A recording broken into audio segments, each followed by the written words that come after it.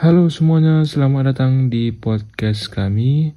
Saya Rama Putra dan rekan saya yang bernama Syapitra Jentamunan. Episode kali ini kita akan membahas yaitu Surat Perintah 11 Maret. Podcast ini hadir untuk memberikan informasi-informasi tentang Surat Perintah 11 Maret. Pastikan kalian tetap mendengar hingga akhir karena kita punya banyak hal yang menarik yang akan dibahas.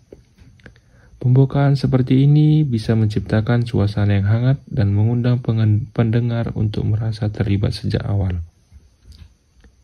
Tentu saja gaya dan tonnya bisa disesuaikan dengan tema podcast dan audiens yang ingin dijangkaunya. Terima kasih, selamat menonton semuanya.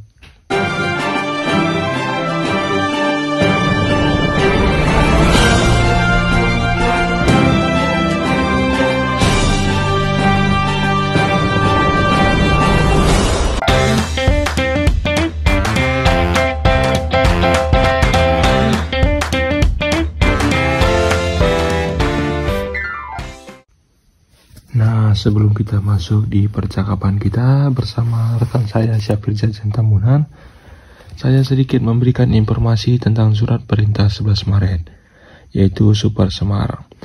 Diberikan Presiden Soekarno kepada Jenderal Soeharto pada 11 Maret tahun 1966, yang berisi perintah agar Soeharto mengambil langkah-langkah yang diperlukan untuk memulihkan keamanan dan ketertiban dan demi kestabilan negara. Ya, itu saja informasinya. Kita akan melanjutkan percakapannya. Halo semua, selamat datang di podcast kita kali ini. Saya Rama Putra dan saya bersama rekan saya yang bernama dan saya Syapitra Jentamunan. Di episode kali ini kita akan membahas topik yang cukup penting dalam sejarah Indonesia, yaitu Surat Perintah 11 Maret atau biasa kita sebut dengan Super Semar. Ya, betul banget. Super Semar adalah salah satu momen penting dalam sejarah Indonesia yang banyak orang bicarakan sampai sekarang. Ini bukan cuma soal dokumen, tapi juga soal transisi kekuasaan dan perubahan besar dalam pemerintahan Indonesia. Kamu tahu nggak, Rahmat, Super Semar itu sebenarnya apa? Mungkin banyak yang masih bingung dengan istilah ini. Super Semar atau Surat Perintah 11 Maret adalah surat yang ditandatangani oleh Presiden Soekarno pada tanggal 11 Maret 1966. Nah, surat ini memerintahkan Letnan Jenderal Soeharto untuk menjaga keamanan dan ketertiban di Indonesia, yang saat itu sedang menghadapi situasi genting. Betul, situasi saat itu sangat tidak stabil. Negara sedang dalam keadaan krisis ekonomi, politik, bahkan ada juga ancaman dari dalam negeri sendiri seperti gerakan G30S yang baru terjadi beberapa bulan sebelumnya. Bener banget itu, Fir. Nah, surat ini intinya memberikan wewenang kepada Soeharto untuk mengambil langkah-langkah yang dianggap perlu demi menjaga kestabilitas. Tapi ada hal yang menariknya, Pir. Super Semar ini juga sering dilihat sebagai momen di mana kekuasaan mulai beralih dari itu Soekarno menjadi ke Soeharto, Pir. Jadi, secara tidak langsung bisa dikatakan Super Semar ini menjadi awal dari berakhirnya era Presiden Soekarno dan mulainya Orde Baru di bawah Presiden Soeharto ya. Ya, persis seperti itu, Pir. Setelah Super Semar keluar, Soeharto mendapatkan lebih banyak kendali dalam pemerintahan. Dan pada akhirnya, dia yang menggantikan Soekarno sebagai presiden. Tetapi, yang menariknya, hingga sekarang, teks asli Super Semar itu gak pernah benar-benar diketahui publik.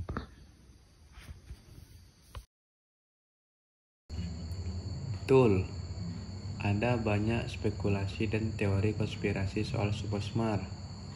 Beberapa sejarawan mengatakan mungkin ada tekanan pada Soekarno saat menandatangani surat itu. Tapi ini masih menjadi misteri. Mungkin juga karena situasi yang saat itu sangat kompleks. Soekarno berada di bawah tekanan dari berbagai pihak, termasuk militer dan rakyat yang ingin perubahan itu terjadi. Kalau kamu sendiri, Fir, apa pendapatmu tentang peralihan kekuasaan ini? Saya rasa di satu sisi Indonesia memang butuh stabilitas. Namun caranya itu yang jadi pertanyaan ya. Apakah dengan Super Semar ini Soekarno benar-benar menyerahkan kekuasaan atau sebenarnya ada maksud lain? Tunggu dulu. Kita sambung nanti dulu ya. Percakapan-percakapannya lebih menarik. Kita saksikan dulu iklannya bersama-sama. Hei, dari mana kamu? Dari rapat OSIS, Bu. Bohong, kamu habis makan cumi kan? Pakai saus padang kan? Makanya guys, habis makan kiss dulu dong. Kiss, harum wangi, habis makan. Nah, kita lanjutkan lagi percakapan kita. Kita bisa melihat peristiwa ini dari berbagai sudut pandang. Ada juga yang berpendapat bahwa Super Semar adalah langkah untuk menjaga agar Indonesia tidak terpecah belah. Tapi di sisi lain ada juga yang berpikir bahwa ini adalah langkah militer untuk mengambil alih kekuasaan. Menurut kamu, Pir, apa benar itu? Ya, benar. Dan ini menarik karena Super Semar adalah dokumen yang sangat pendek. Hanya berisi perintah kepada Soeharto untuk mengendalikan keadaan. Namun, dampaknya sangat besar. Super Semar membuat Soeharto jadi lebih punya legitimasi untuk mengendalikan situasi. Jadi, Super Semar ini juga membawa dampak jangka panjang ya, Pir?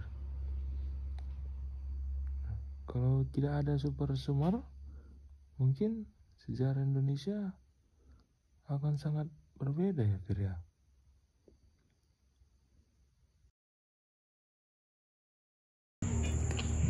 Bisa jadi. Dan kalau kita bicara soal dampaknya, era Orde Baru sendiri berlangsung cukup lama, hampir 32 tahun. Pemerintahan ini dikenal stabil, tapi juga kontroversial, terutama dalam hal kebebasan berpendapat dan kebijakan-kebijakan lainnya. Kalau kita tarik kembali ke Super Semar ya, saya jadi berpikir, apa yang akan terjadi kalau surat itu tidak pernah ada? Mungkin Soekarno tetap memegang kendali, dan sejarah Indonesia itu akan mungkin yang sangat berbeda ya.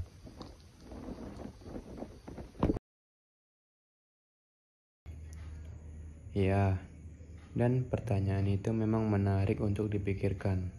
Tapi di sisi lain, Super Semar tetap jadi pelajaran penting bagi kita tentang bagaimana keputusan besar diambil dalam situasi krisis dan bagaimana itu mempengaruhi generasi mendatang. Oh, jadi akhirnya dari Super Semar ini kita bisa melihat ya, bahwa sejarah tidak selalu hitam putih. Banyak faktor yang mempengaruhi, dan tidak ada jawaban pasti soal baik atau buruknya keputusannya.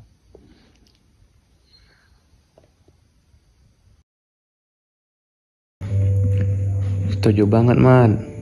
Dan ini mengingatkan kita untuk selalu belajar dari sejarah, untuk memahami konteksnya dan mengambil hikmah darinya. Oke, kita akan membahas lebih lanjut lagi. Indonesia sedang dalam situasi politik yang sangat kacau.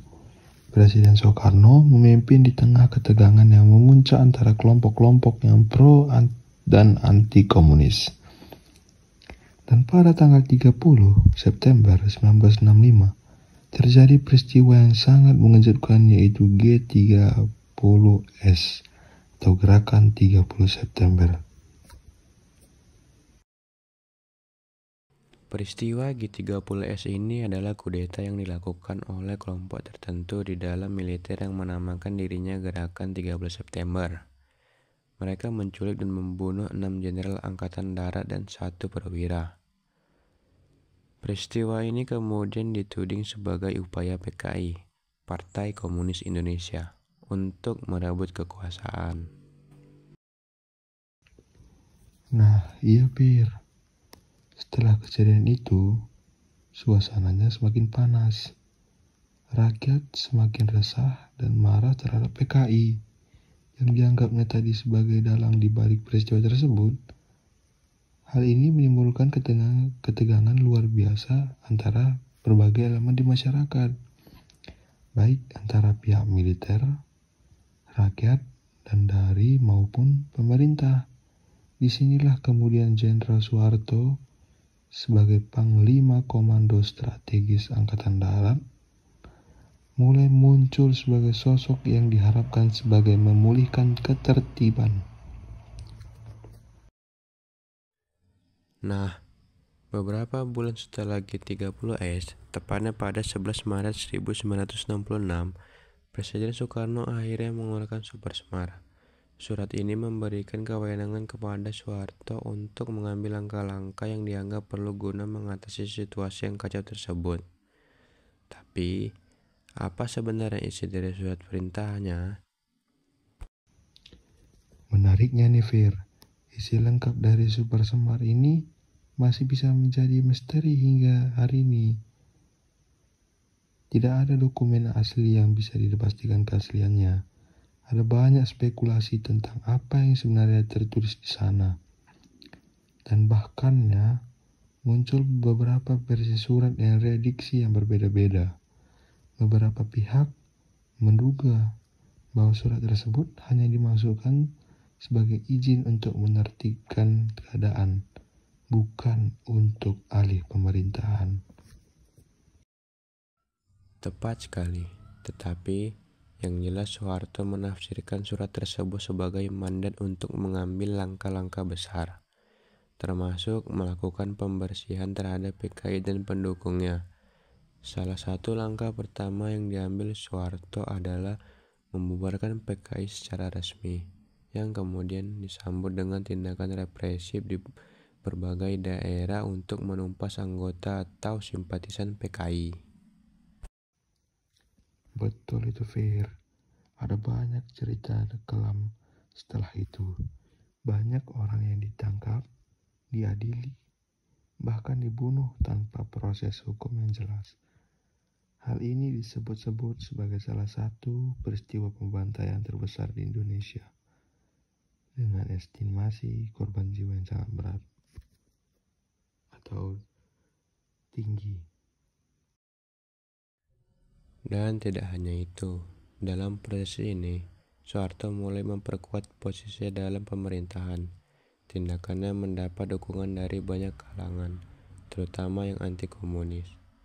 Di sisi lain, Soekarno mulai kehilangan kekuasaannya. Hanya setahun setelah Super Semar, tepatnya pada tahun 1967, MPRS, Majelis Permusyawaratan Rakyat Sementara, mencabut mandat ke Presiden Soekarno dan mengangkat Soeharto sebagai pejabat presiden. Dari sinilah era Orde Baru di Indonesia dimulai. Super Semar menjadi titik balik yang mengakhiri era Soekarno dan membuka jalan bagi Soeharto untuk berkuasa. Dalam masa pemerintahannya, Soeharto memperkenalkan kebijakan-kebijakan yang fokus pada pembangunan ekonomi. Namun, di sisi lain, ia menerapkan sistem pemerintahan otoriter. Benar, Orde Baru dikenal dengan slogan stabilitas dan pembangunan. Fokusnya memang lebih ke pembangunan ekonomi yang bisa kita lihat dari pembangunan infrastruktur dan perbaikan ekonomi yang signifikan pada awal masa pemerintahannya. Tapi, stabilitas ini dibayar dengan kebebasan masyarakat yang sangat terbatas.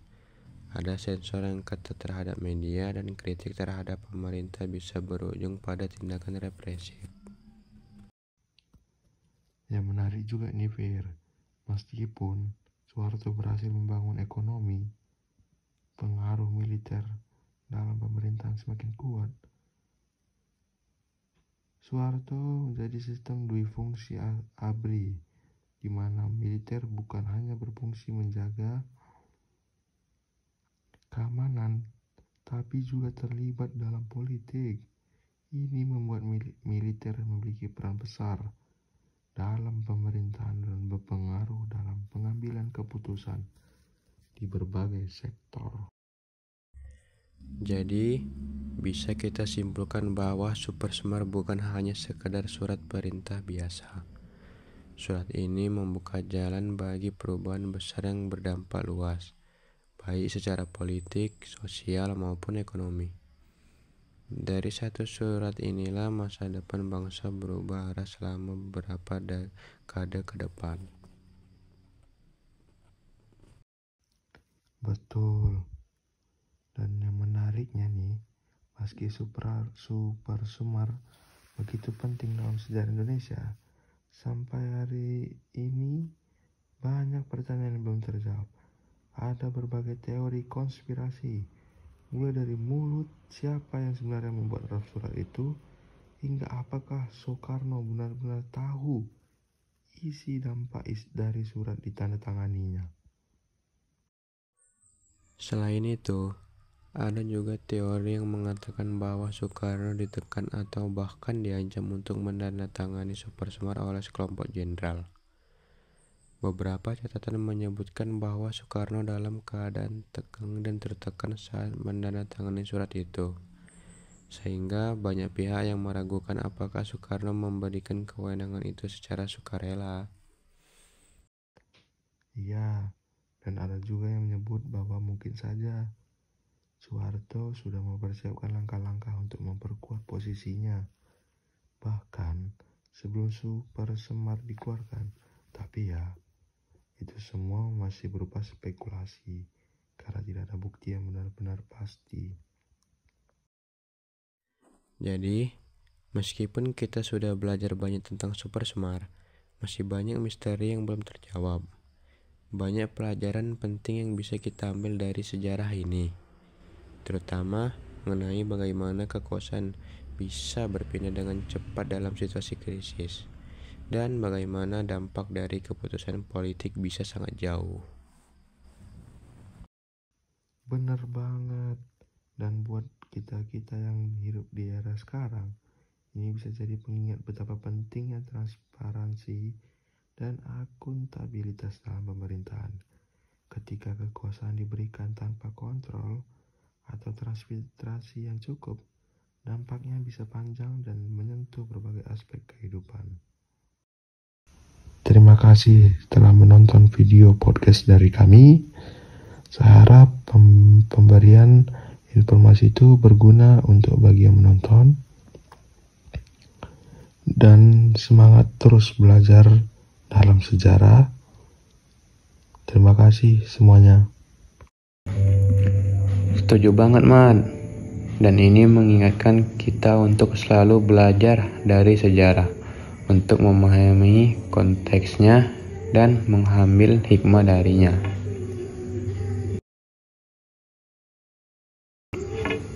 Betul. Terima kasih banyak sudah mendengarkan podcast kami. Sampai jumpa di episode berikutnya.